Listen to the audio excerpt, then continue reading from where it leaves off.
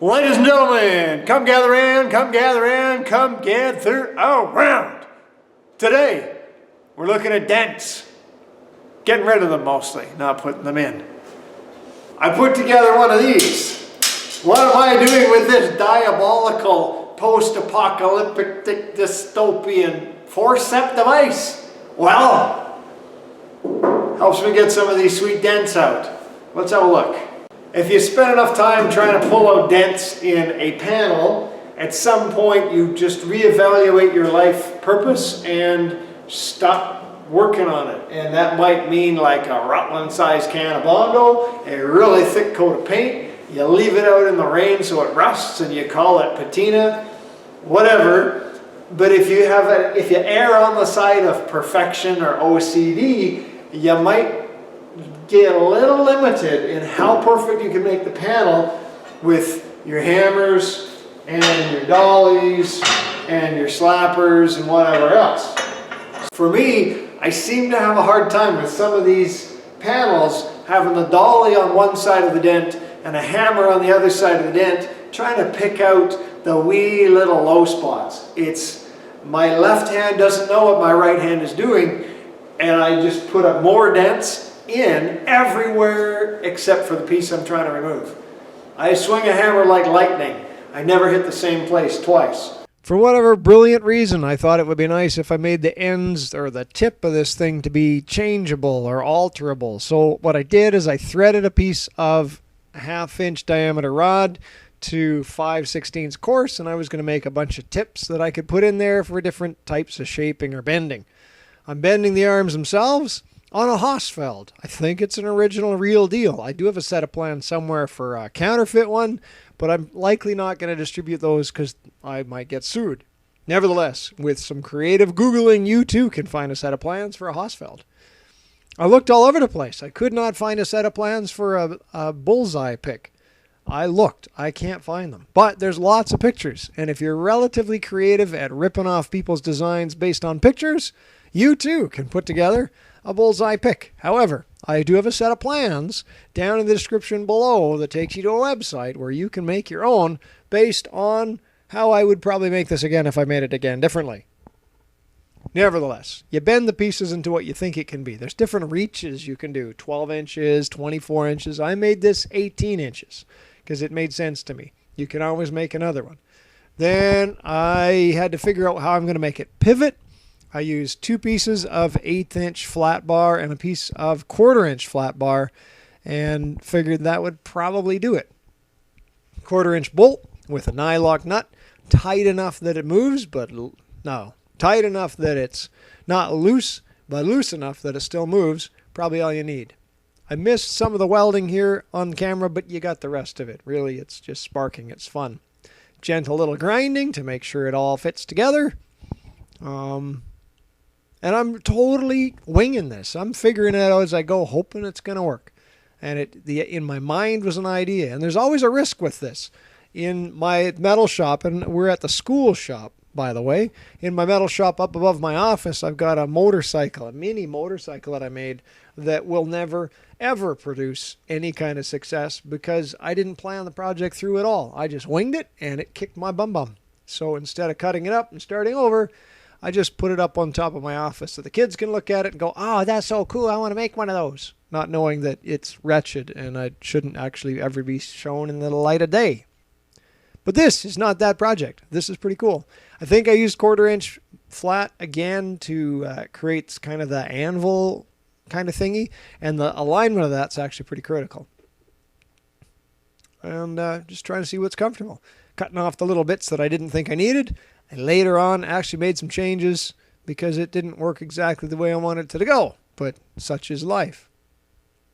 Back to the lathe. You'll be probably thankful now that I'm not wearing gloves, and you could delete your comment about wearing gloves when I use the lathe.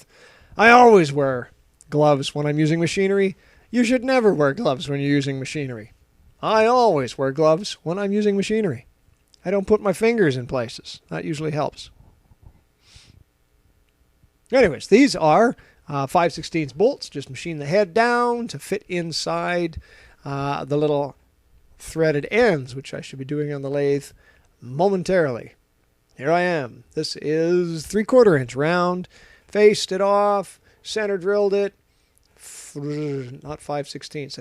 Did I thread this? No, that is 5/16. So the 5/16 bolt will go right through it because that's smart thinking.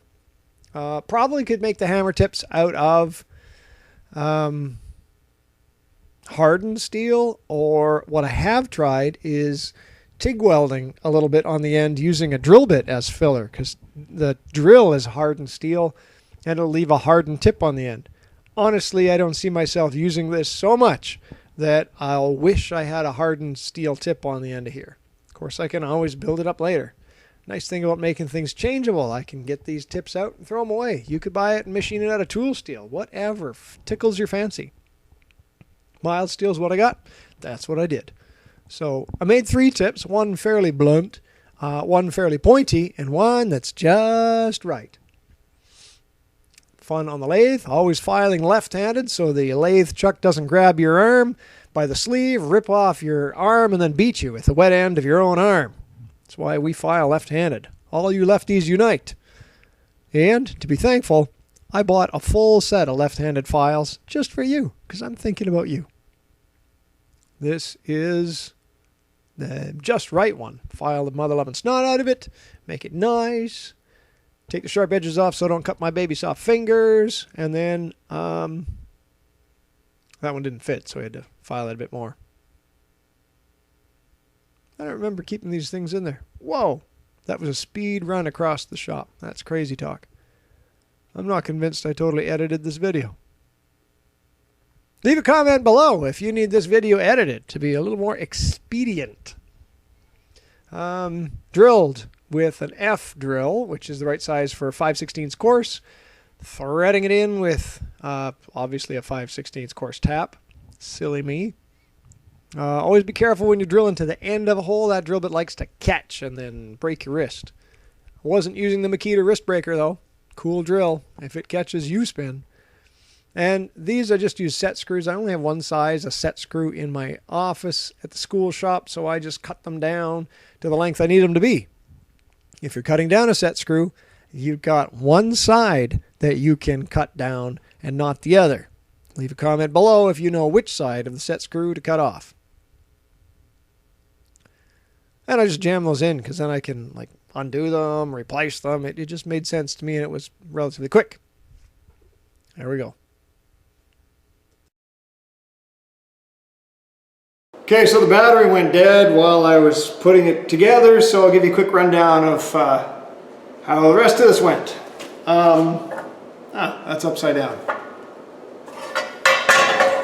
Okay, you'd be kind of looking at it this way. You'd kind of hold it like this, squeeze this guy to create the hammer action over on this end. Things you want to make sure. I put in a spring. This might have been a throttle return spring from some engine I had years ago. I put the spring in a drawer called springs. Never throw anything out. This pivot is probably fine here. What you kind of want, I think, would be smart is to put the pivot about in line with the hammer itself so that you get as vertical a smack as you can on this. It may make a difference, it may not.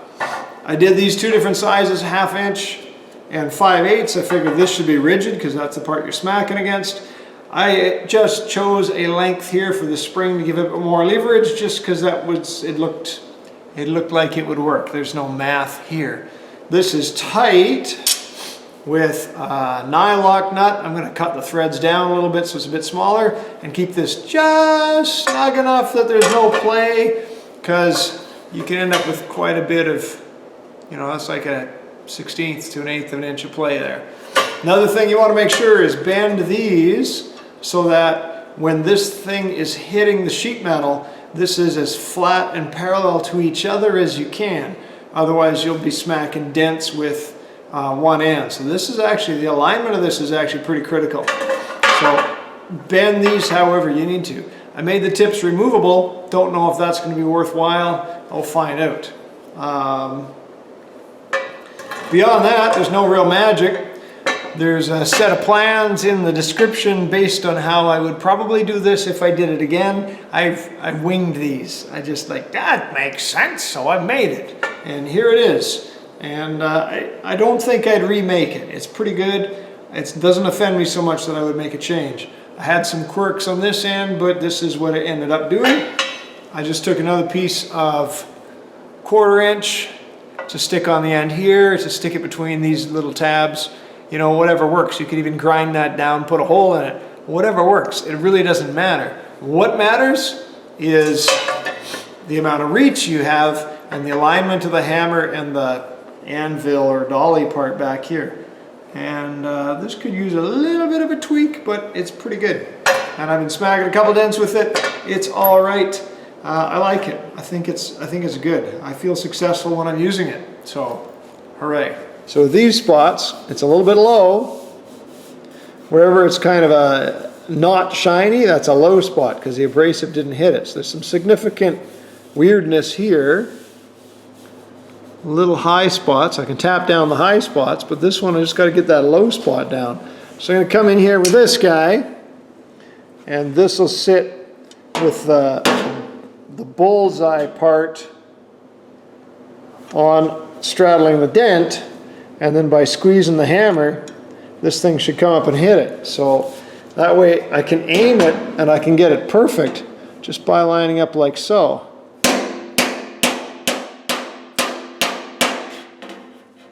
And then you just have to feel it up a bit.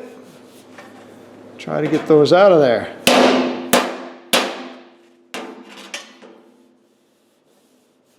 Without making them too high and then have to hit them back down again. Which is likely what I'm going to do.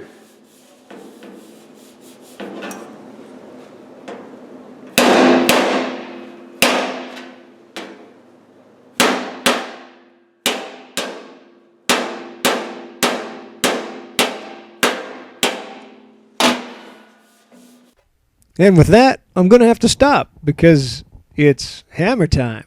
Thanks for watching.